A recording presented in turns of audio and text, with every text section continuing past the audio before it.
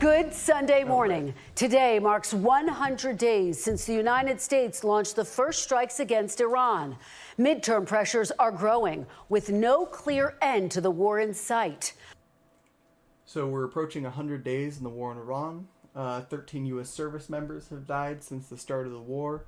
We have bombed schools, civilian infrastructure. We've bombed highly toxic oil processing plants. That will mean that oil processing, if you thought that once the strait opens up that oil's just going to flow back through, it's going to, first of all, take a long time for those tankers to get across because they move about the speed of a bike.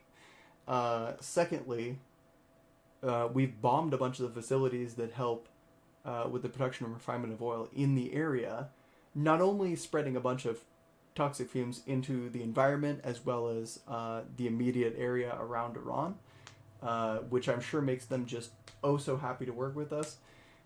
It also means that production of oil is not going to restart as soon as this goes. Prices are going to keep going up. We're going to burn through our national reserve. There's no way around it at this point. Even if we ended the war today, we would finish off our national reserve before the first oil tanker from the Strait of Hormuz made it to America. So we're going to see prices continually going up and probably some oil shortages in the U.S. before the end of this war here. On Friday, President Trump took his case to rural voters in Chippewa Falls, Wisconsin. At the invitation of the White House, we joined him at Custer Farms and had a wide-ranging interview that was unfortunately interrupted multiple times by the stormy weather overhead. President Trump, welcome back to Meet the Press. Thank you. Thank you so much for being here. We are going to talk about your visit while you're here in Wisconsin, but I'd like to start off by talking about the major issue that you are focused on every day, which is Iran. Sunday will mark 100 days since the first strikes. Your Secretary of State, Marco Rubio, said that the war had concluded. And yet just this week, Iran attacked U.S. allies in the region, calling it retaliation for a set of U.S. airstrikes. If it had concluded, then the strait would be open right now. Obviously they're sycophants. Is absolute horseshit framing, though. Strikes.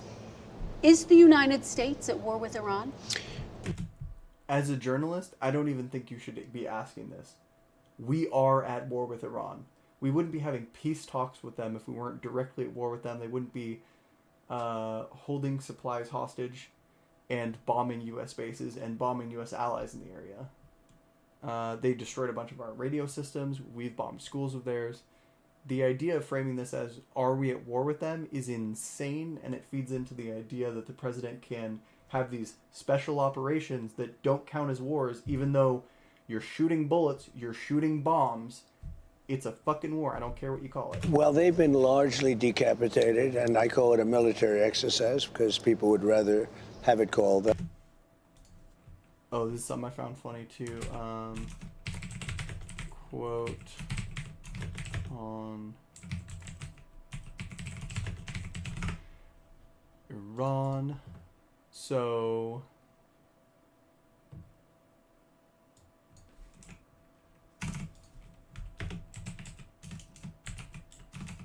military capabilities.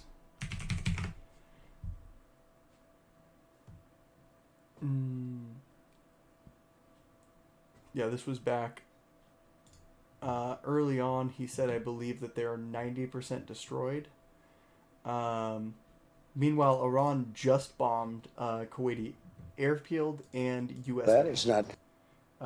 They've been continually destroying ships in the Strait of Hormuz, as well as obviously stopping American forces from a big war for us. It's not. We have the most powerful or at least military in the world. I built it, frankly. I built it in my first 4 years, and I'm using it a little bit in my second 4 years. Their Navy is gone. Their Air Force is gone. Their anti-aircraft is gone. They might have built it up a little bit over the last 4 weeks during this little ceasefire that we did at the request of some very good people, very, very fine people from, actually from numerous. One thing I just want to point out, Trump during his first term. I want to see, because he looks very, yeah, like this versus this. What Look happened around to the him? eyes and the face and how Terrible sunken and things. swollen they are. He looks very sickly. Places, as you know, there are a lot of people involved, but from Pakistan in particular, the But field it's harder to marshal tell and the because he's prime just minister. plastered And with orange we're crap. very close to having a deal, and if we don't have a deal, we'll do it one way or the other. Either way, we win. I do want to talk about the terms of any potential Sure. deal in just a moment, but let me just follow up with you. You did post on social media just this week, my final negotiations to end the war with the Islamic Republic of Iran. There is a naval blockade in place, Yeah. which technically is an act of war under international law. So is this a war as long as there's a naval blockade in place? Well, we have a blockade. It's been extremely effective, and the reason we have it is they try to blockade, and now we blockaded them. And as you know, they're losing $400 to $500 million a day. It's not sustainable for them. They have an economy that's shot in addition to everything else. Their leaders are gone. Their generals are gone. Their first tier and second tier are gone. Much of their third tier is gone. But they put up a blockade, and so These are just meaningless, by the way, without definitions of what they consider first tier, second tier, third tier. He's just throwing stuff out there because he knows that he can't get fact checked on it. MSNBC is going to be too weak of an interviewer to call him out on the fact that he's not calling it a war, even though we're at war with them. They're just going to dance around So the we issue, but blockade- not actually directly call him out, because they know he has a fragile ego and he might potentially end the interview if they do it. But it is still very weak of a reporter to not keep the factual basis in mind when interviewing somebody, because they're worried that it'll hurt their access to him. blockaded them. That's not integrity in journalism. And we have the ultimate blockade. I don't consider that a war, but if you want to define it as such, I guess you can. Well, how do you define it? I don't define it at all. I don't think about it. I just do what I have to do. But That might be the most honest statement we've heard him say. if I don't think about it at all. I just do shit. I just bomb it. I don't think what it's called, or what it's going to affect people, or how it's going to get people killed. you're not specifically calling it a war, would you consider sending some of the troops who are stationed there, who were sent because of Operation Epic mean Fury boots on the there ground? home? Are you No, talking would you about- consider sending them home if it's not technically a war? We don't need as many troops. I think it's just like it's on the to err on the side of caution. We have a lot of people there. They're very safe. You know, if you think we beat Venezuela, we lost nobody. We took over the whole country. We lost nobody. We have a great relationship, by the way, with Venezuela. Venezuela is doing very well, but we lost nobody. We've lost 13. We lost nobody. We killed about 70 people getting through there, to essentially detain a foreign government's leader that under international law we'd have no right to detain. We don't even necessarily have a case in the U.S. for him. I haven't heard anything from Maduro's case. People. They're probably just going to sweep it under the rug if he does get off on, issues within the U.S., because we don't technically have jurisdiction over what he's doing. Here, and that's a lot. 13 people too many. But if you look at Vietnam, where hundreds of thousands of people were killed, if you look at any one of the last 7 or 8 wars where many, many people were killed, we lost 13. And again, 13 is too many. I don't want to lose any. But 13 is less than anybody's ever even envisioned. I think we're doing a great job. But so are you saying you would consider sending some of the troops home, sir? Some of the 50,000 troops who were sent there as a part of I Operation would Epic say Fury? this.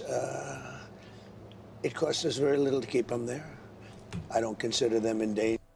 We have the best. I don't consider them in danger, even though 13 have died so far. Yeah, the idea that this is peak journalism in the U.S. is pathetic. She's tap dancing around the fact of not calling a war and trying to basically finagle him into saying that he'll bring back some of the troops to extract a concession from him, rather than sticking to the truth, because they know he gets flustered and he'll end an interview if he gets mad about it when what you want to do is, push on the halls of power and get truth out of him. You want to know what he's actually thinking, what he's actually trying to get at. And with Donald Trump, it's very easy. You just get under his skin, use the fact that he's an egomaniac to press him on things and show him that he's not the one who owns the room, and he'd crack like an egg. But they don't do that because they know that they'll lose something from it, and they're too scared of losing something to do their job as a journalist. Best defense anyone's ever seen. We have the best offense anyone's ever seen. So I don't consider it danger. I would say it would be foolhardy to do that because maybe we may use them. It's unlikely, but I think we'll keep them there until such time as we have a completion. And when we have a completion, you will see things like you've never seen. The oil will go down. The stock market already, as you know, it's hit an all-time high. Even in the midst of it, it hit. Let's see if she'll push back on any of this, because these are direct lies. The oil is going up. It will not go down just because the war ends. As we know with oil specifically, the supply line won't be reestablished for at least another probably 6 months to a year after this war even ends. And it's not looking like it's going to end anytime soon. As well as the economic devastation that it's wrought. Is not going to heal overnight. It's not going to go down like he's saying it will. Let's see if she does any pushback. All-time highs. We had Probably 73 all-time highs in a short period of time that I've been in office, which is a record, by the way. And, we're doing very well. But the main thing is we cannot let Iran have a nuclear weapon. Can't do it. What is And your... we So they've pushed this line that Iran can't have a nuclear weapon, and that's the reason. That's the reason they need to stick in Iran. And yet, what was it, a year ago? They were saying, we destroyed it. They have no chance of getting a nuke. By the way, they have nuclear material because they have nuclear energy in Iran right now. They're not enriching it past the point that they need it for nuclear energy. And essentially the deal that Trump is trying to get right now is the JCPOA, which is the deal that was already in place from Obama that had an agreement with China, Russia, the US, the UK, all the major players. It even brought East and Western hemispheres of the world together. And all those major countries had inspectors that went into all of the refining plants within Iran and got to test their nuclear material to make sure they weren't enriching it to a point where they could use it in a bomb, and that they weren't building the capability to launch intercontinental ballistic missiles. That was all part of the JCPOA. And in exchange, we weren't even necessarily paying them a huge amount. The only time we did pay them was under Obama, and it was for a settlement that they had in the U.S. courts that they won within the U.S. court system, saying that we owed them as a government reparations for weapons that we had promised to sell them that we hadn't delivered. And then the other reason that they were getting paid from it was lifting of sanctions, which Trump is also doing. So he's doing the exact same thing, and we were following through on a court order. And he wants to basically turn over that entire region, cause a bunch of extra instability, allow Israel to continue their war in Lebanon, which I think really folds into what he's getting pushed on doing here. And all of that to get back to the same deal that we already had, 6 years ago when we pulled out, 2018, something like that, 8 years ago. It's just insane. won't do it. Yeah, you just But we already referenced know the what you said. 13 Americans who Yeah. were killed, and I want to know what your red line is. What would trigger you to restart military action? He doesn't give a shit about American soldiers' lives. He thinks they're chumps and losers, dude. He's said as much. Would it be Iran killing more American citizens? Well, certainly that would be something that I would think about very seriously. But my red line would be if I think I wasn't going to make a deal, or if I wasn't going to make a deal fast enough. So we're having very good negotiations with the people that are leading the country now. It's the third group that we've been dealing with, and they are different. And you could say it's regime change, actually, because these are very different people. I find them to be more rational, very smart. Who is that? Who's leading Well, I the don't want to go country? into names, but you know. Because the person right now that was voted in to lead the country was I believe it was the Imam's son.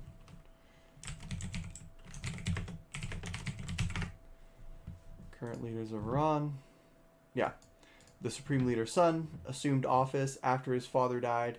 They voted him back in. So the people that he's saying are very reasonable that are the leaders right now is the son who was maimed by U.S. bombs, whose father was killed by U.S. bombs, and I believe his wife was also killed. It doesn't say here. It was some close family member, wife, child, something like that.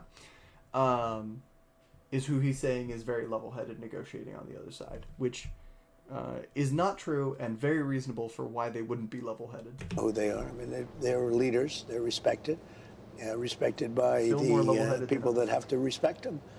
They are calling the shots. We know that because we see it through various tests that we've given. It's a little bit strange because you have leaders that have been there for a long time and they get wiped out. Then you have leaders that you also know, the second tier, and they get wiped out. All of a sudden, we're dealing with different people. But no, I think that we'll either have something done fairly quickly or we'll finish it out militarily. Are you talking about the son of the supreme Well, he's a leader? part of it, yes. He has not been seen in public. What is No, his but status? I Have do you talked believe- to him directly? I do believe they have great respect for him. I see it. I mean, they want to get his concurrence. They've said to me, they've said to others that they're looking for approval, and he is part of the approval process. I wouldn't be surprised if Trump has no idea who she's talking about right now, to be honest. I think he's just gathered. Absolutely. Have you spoken to him directly? That's why he doesn't register when she's saying they haven't seen him in public. How is he doing? Because last time he was wounded when they saw him in public. But I don't think he even realizes it. That's why he just says, "Oh yeah, they need to check with him. Totally, he needs to concur with them." Bicycle accident, fractured tibia about 5 inches below patella.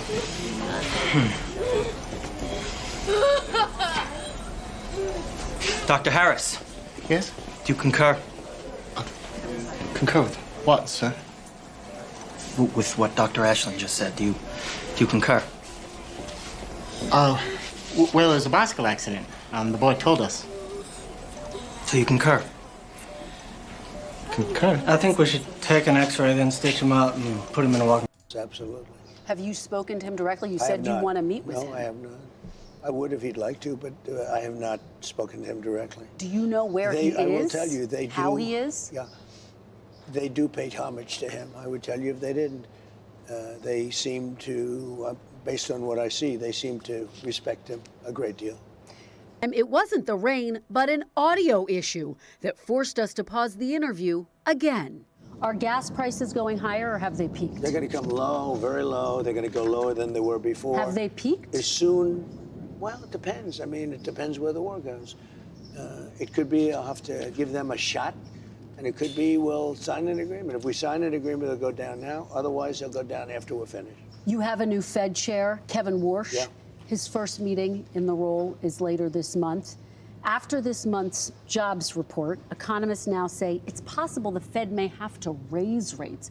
Do you think that's possible, and what would your reaction be, sir? So I'm of a different feeling. I think Kevin's fantastic, and I want him to do whatever he wants. I don't want to have a big influence on him. But Yeah, I don't want to have a big influence. we had on a him. great report. We just changed. We're doing great. Fed chair. And it's because we wanted unfair that different whenever you do numbers. great, they want to raise interest rates. It should be the opposite way.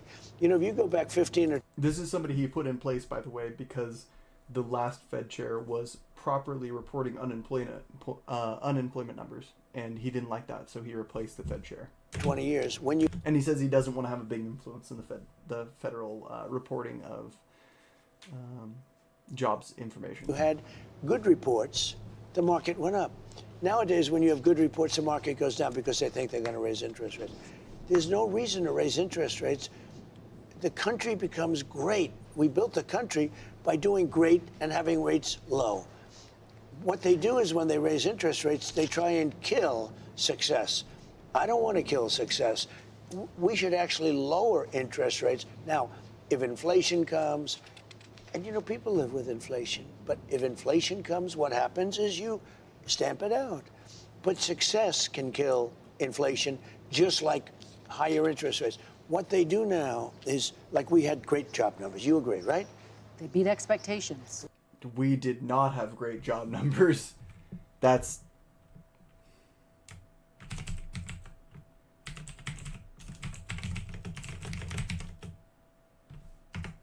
By the way, we also missed a couple months of unemployment because of this blip in the dot right here is from Trump not reporting the numbers, basically firing them and not allowing them to report the numbers. So we actually are missing at least a month here. But unemployment has steadily risen the entire time Trump has been in office, and continue to rise even now. This we're looking at during COVID, and then it's been on a steady fall since then. Until, we had higher inflation rates. Not expectations like 3 times. Okay, but you ready? What do? They say, oh, let's raise interest rates. It's the wrong thing to do.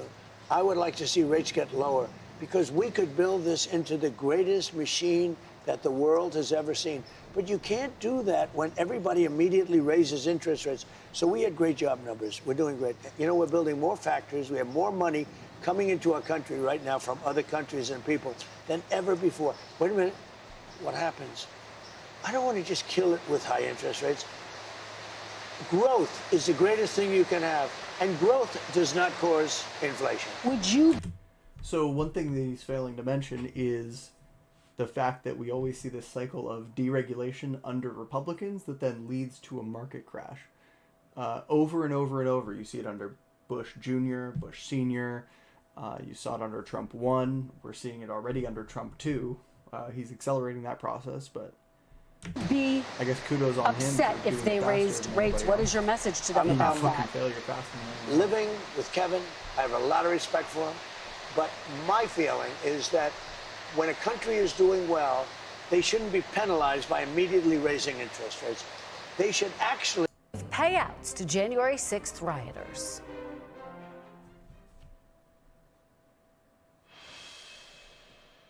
This $1.8 billion so-called anti-weaponization fund, it was going to compensate people who say the federal government weaponized the legal system against them.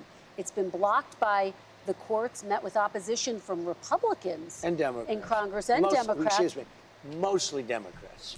Well, of course, mostly Democrats. They don't want you to have a slush fund to give it to a bunch of pedophiles and criminals. Mostly Some Democrats and some Republicans. Some.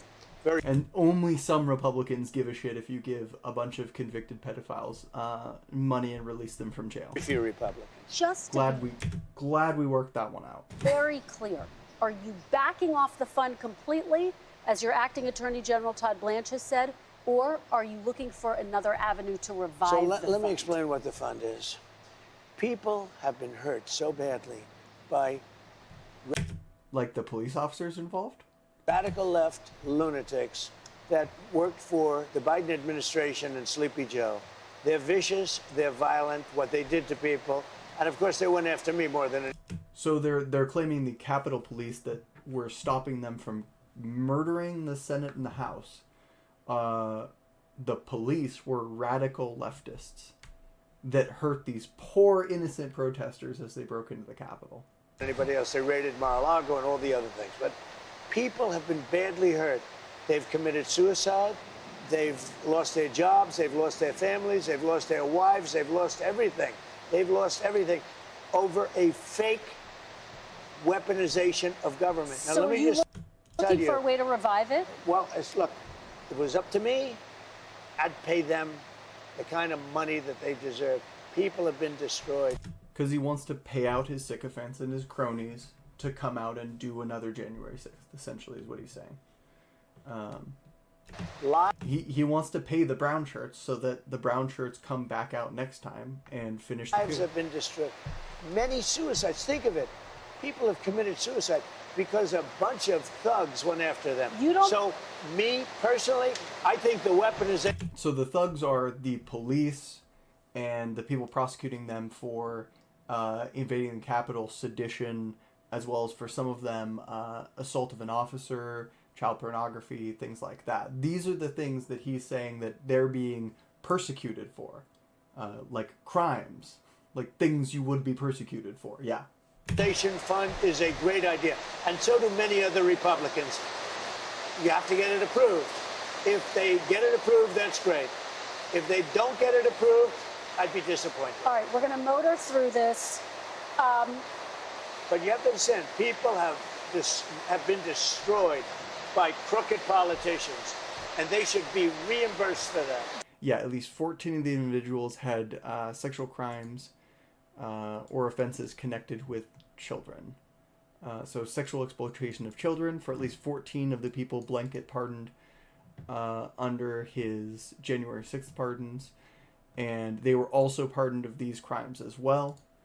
So they're predators back on the street, able to predate on kids again because of him. And he wants to not only do that, but he wants to pay them. I guess maybe he wants to push them into the Epstein class, because then it's not a crime anymore, apparently, for them to predate on kids. So maybe he's just looking to take him to Little St. James. I don't know. He wants to give him a free flight. Do you think anyone who attacked police officers on January 6th should get taxpayer money? I wouldn't be inclined to say so, but I have to see it. I can tell you this, 97% of those people, you look at them, the FBI or whoever it was, because you had a lot of crooked cops, you had dirty cops. Comey was a dirty cop. Well, a guy no like evidence Bolton was Comey wasn't a cop, first of all. a dirty But cop. there's no evidence. Wait a minute, wait a minute. And Comey helped him in the 2016 campaign. If you remember, he actually released the files about Hillary Clinton that basically said nothing other than, we're a little bit suspicious, right before the campaign, specifically to help Trump, which I think he should have gone to jail for, frankly. It's a type of political tampering that is, I would say, insane for the FBI, but I've seen what they've done in South America, so not that insane. Oh, We you had think Comey was a 170 straight people cop? who pleaded guilty to assaulting police Comey officers. was a dirty cop. No, but they the had people who FBI. assaulted police Listen to me. officers. They had FBI agents ushering them into the building. They had FBI go into the building. Those people walking around there looking, oh, isn't this nice? They weren't in. They were There's being no ushered evidence into of the that, building. sir. There's no evidence You of had that. a bunch of dirty cops, and frankly, what they did was weaponization of our government. But sir, there's no evidence of that. More than 1,000 no, people well, yeah, pleaded no, there's guilty none. to You know what you crimes. do? Try Would looking you- at the tapes one time. Would you take it off Look the at table? the tapes Okay. one time. I remember back when January 6th happened, and we did look at the tapes, and even my Republican friends and Republican reporters and most of the Republican establishment said, this is horrible. We need to stop this. We need to arrest these people. We need to put them in jail, and we need to put Trump out of political life. Now, that was before the Republicans realized that he still had a lot of sway over the party. If they had realized that he still had sway over the party, they wouldn't have said that. But they were doing what was politically expedient for them and the way that they thought they could get him ousted from the party.